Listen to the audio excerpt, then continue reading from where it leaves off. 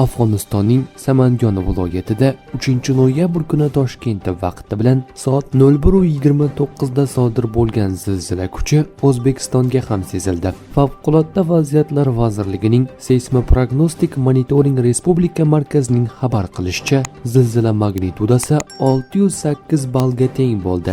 Episentrda sezilish kuchi 7 ballni tashkil qildi.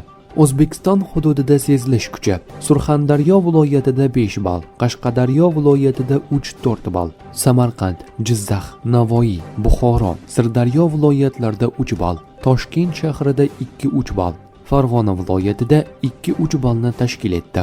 Favqulodda vaziyatlar vazirligi axborotiga ko'ra, talafotlar to'g'risida ma'lumot kelib tushmagan. Afg'onistondagi zilzila oqibatida kamida 8 kishi halok bo'lgan. Qurbonlar soni ortishi mumkin. Bizga esam keldi. Hamma ko'chaga chiqib olgan. Zilzila yomon bo'lyapti.